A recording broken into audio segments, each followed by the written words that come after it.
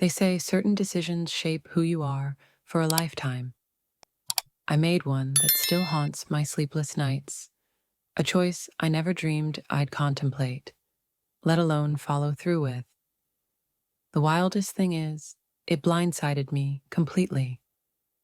It began as something minor, seemingly innocent, but it spiraled into something that broke apart everything I believed I understood about myself.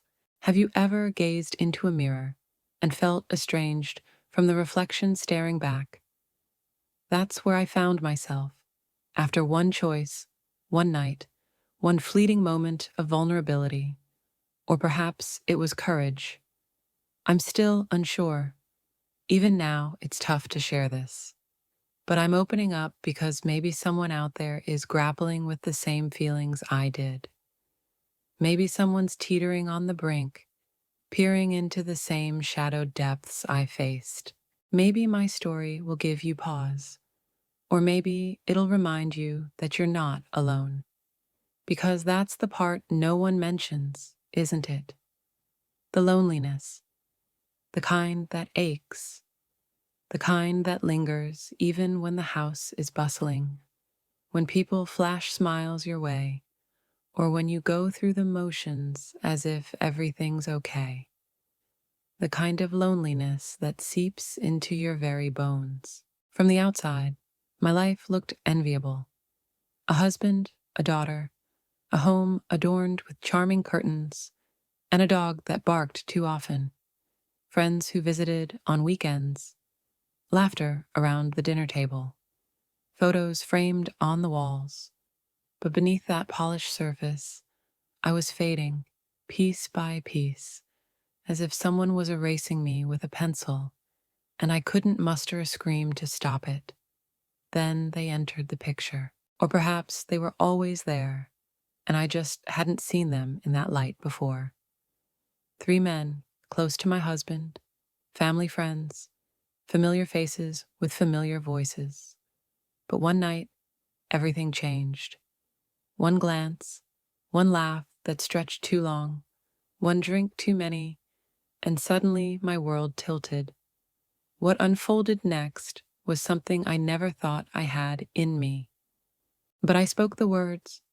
I asked all 3 of them. I didn't stammer, didn't hesitate, didn't whisper it like a secret. I declared it boldly, as if it were trivial. The moment the words escaped my lips, it felt like time froze. The air grew heavy, and I knew I couldn't retract them, even if I wanted to. That was the start of the unraveling, or maybe the dawn of something entirely new.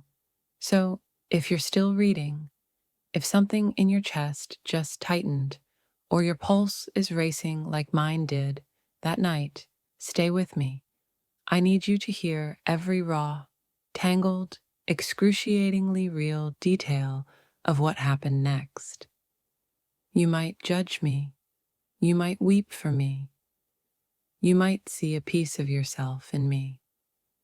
But I promise you this: my story will linger in your mind. Studio Microphone.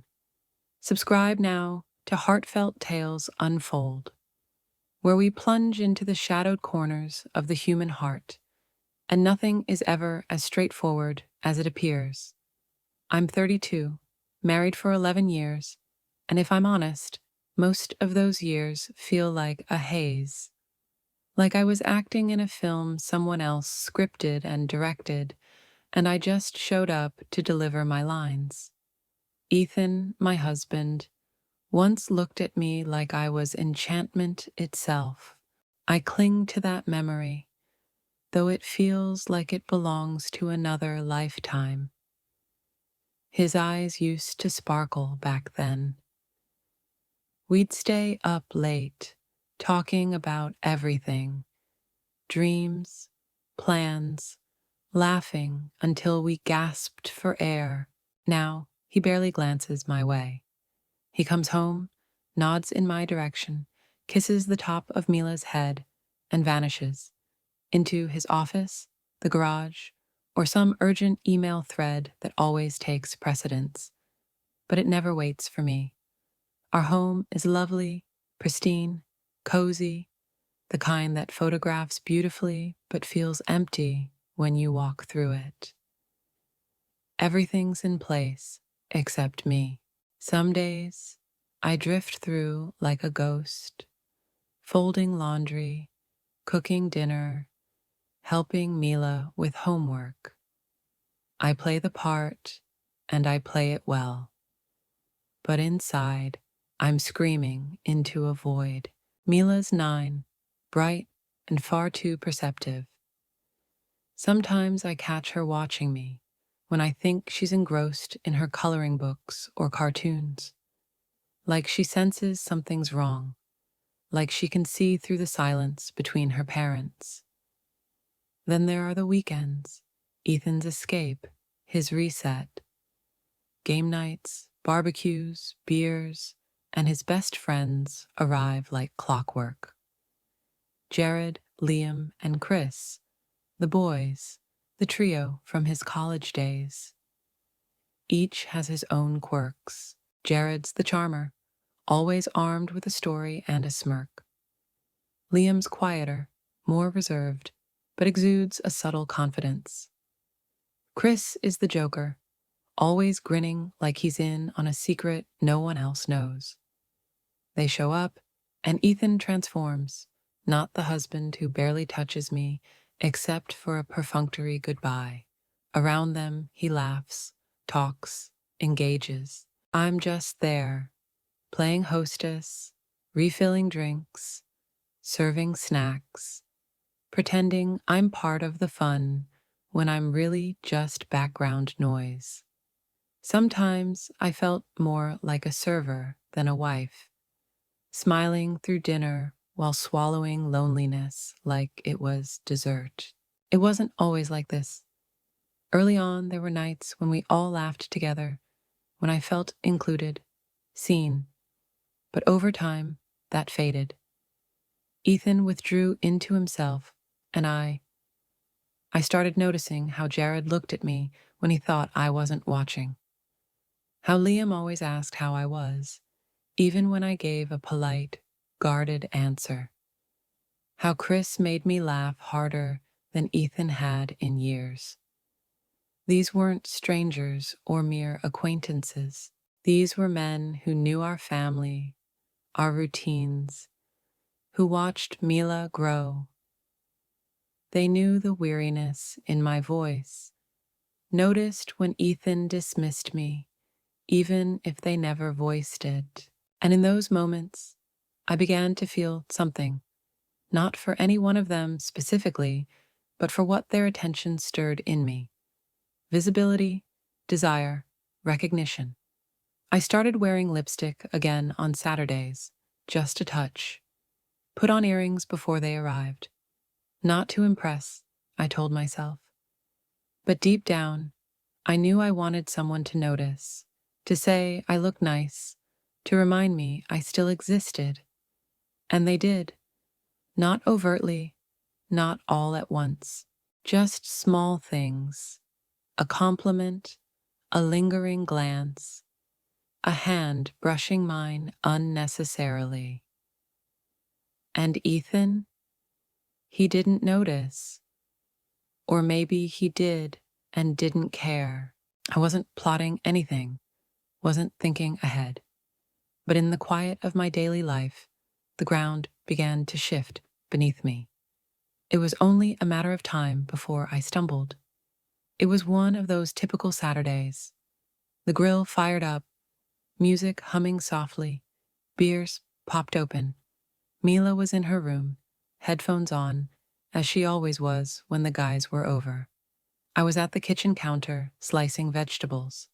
Ethan walked in, phone pressed to his ear, brows furrowed as usual. I barely registered it until he looked at me and said, "I've got to run. Emergency at the office. Won't be long." He didn't stay to eat the meal I'd spent all afternoon preparing. Just grabbed his keys, kissed the air near my cheek, and left. Door shut, engine roared, gone. I stood there, knife in hand, absorbing the silence left in his wake. Then laughter erupted from the backyard. Jared's, loud and unburdened, followed by Liam's deep chuckle and Chris shouting something absurd. I smoothed my dress, took a breath, and stepped outside. I wish I could say I was shocked by what happened next. But if I'm honest, some part of me had been anticipating it. At first, it felt routine. I carried out a tray. Jared took it from me before I could set it down, cracking a joke about me being too good for Ethan. I laughed, polite, dismissive, but then he leaned closer, just enough for me to feel his breath near my neck. You know, he said, if Ethan doesn't appreciate you, someone else will. It wasn't just the words, it was how he said them. Deliberate, assured, his eyes locked on mine, daring me to respond.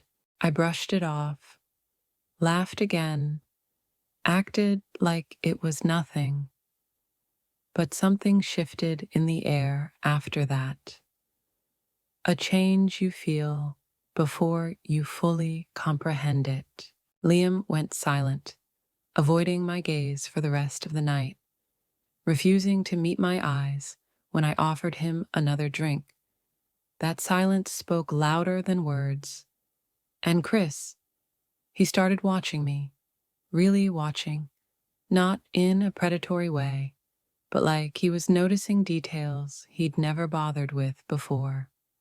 Later, as I wiped down the table, Chris stood beside me, helping gather dishes. Our fingers brushed, nothing, just a fleeting touch. But he didn't pull away immediately, letting the moment linger a beat too long. It wasn't just Jared's words, Liam's avoidance, or Chris's pause. It was how I felt, caught in the center of it all. Wanted, desired, like someone had flipped a switch in a room that had been dark for years. That night, lying next to Ethan, who was already asleep, his back to me, oblivious, I kept replaying Jared's eyes, his voice, the way he said someone else would appreciate me. I didn't feel guilty then. I felt alive, as if something inside me had stirred after years of dormancy. I kept asking myself, is it wrong to want to be wanted? To savor it? I didn't cross a physical line that night, but in my mind, I went all the way.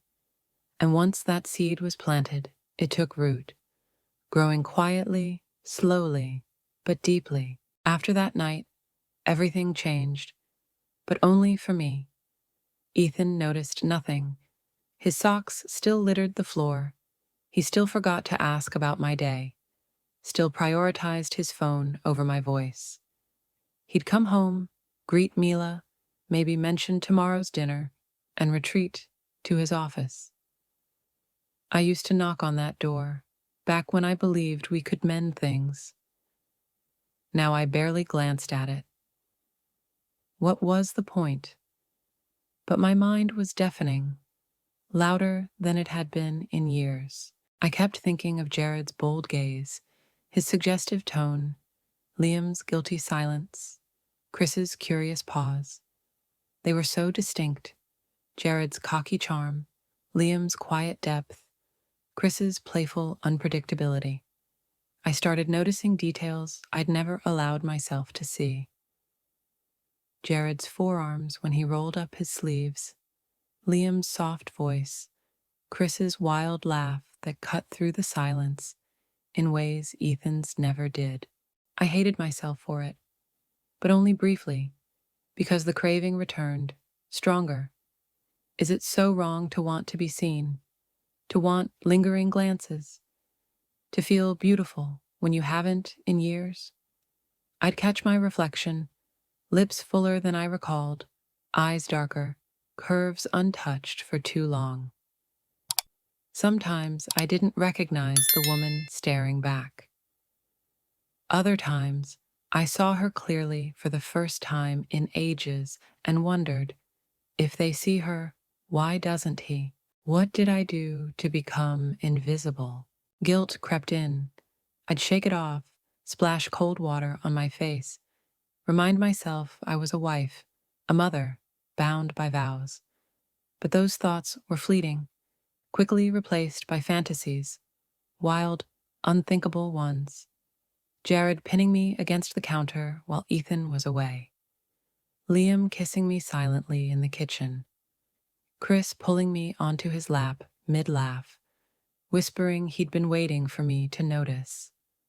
I hated how alive it made me feel, how it made me feel anything at all. Ethan hadn't cheated, raised his voice, lied, or betrayed me. He was just absent, emotionally distant, treating me like furniture. Yet I was betraying him in my mind daily. It was like starvation, and suddenly a feast appeared. Every glance, every memory, every night beside a man who never reached for me, it stacked up like kindling, a fire I couldn't extinguish. I wasn't proud, but I wasn't sorry either. For the first time in years, I felt something, even if it was dangerous, even if it was wrong, even if it was my undoing. It started small, harmless, I told myself. At the next gathering, I wore a different dress. Nothing scandalous, just a slightly lower neckline, a bit tighter at the waist, something I hadn't worn in years. I applied lipstick, not bold red, just enough to feel visible. When I walked into the backyard with a tray of drinks, I felt their eyes. Jared looked first, his smile curving knowingly. Chris gave a playful whistle, eyebrows raised. Liam looked, really looked, then quickly turned away. That hit deeper than I expected. I didn't flirt, not overtly. I just lingered in conversations, held eye contact longer, laughed louder at their jokes, let my hand graze Jared's shoulder as I passed. Innocent things, easily excused, but we all knew. The next week, I leaned in more, sat closer, let my knee brush Liam's under the table, pretended not to notice Chris's lingering gaze. Jared's comments grew bolder, still light, but charged. I fed it, not out of cruelty or vanity, but because it felt good to be wanted, to drown out the deafening silence of my marriage. One night, Ethan was delayed again. Stuck at the office, he texted, "Go ahead without me." So it was just me and them. A few drinks in, the laughter loose and lazy, my second glass of wine lowering my guard. I don't recall the joke, but I heard myself say, "We should just do something wild one day. All of us, just once." The words hung there. I laughed, played it off as a reckless quip, but no one laughed back immediately. Jared tilted his head, his smile turning serious. Chris blinked, glancing at Liam.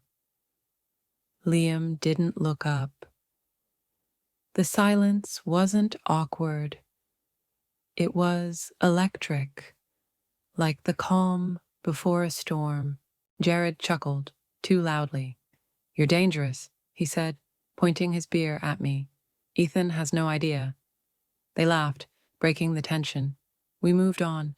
Jokes, music, me cleaning glasses, as always. But I felt it. They did too. Something had shifted. That night, I went to bed buzzing, my skin hot, my heartbeat guilty, yet thrilled. Ethan was asleep, face to the wall, oblivious. I lay there, tasting the wine, hearing my own words. It hadn't felt like a joke. Just as I drifted off, my phone buzzed. A message from Jared. "Did you mean it?" I stared at it. I could have ignored it, should have. Instead, I typed, One word. Maybe. That was all it took. Things accelerated. Faster than I anticipated. Faster than I was prepared for. But I didn't stop it. Ethan had a business trip the following weekend. 3 days away. Same indifference. He packed, kissed my cheek, reminded me to water the plants.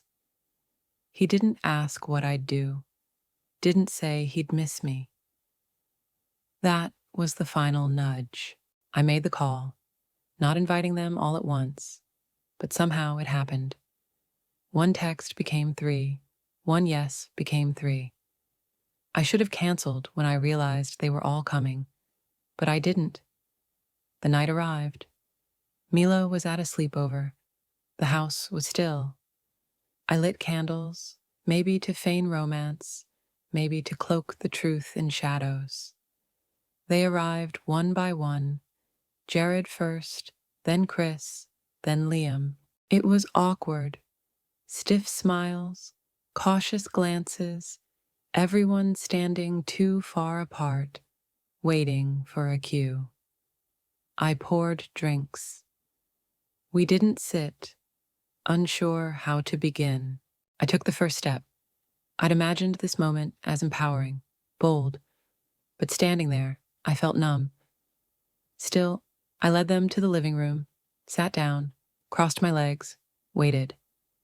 Jared followed, then Chris. Liam lingered, standing. I looked at him and whispered, "It's okay." That's when the line blurred, then vanished.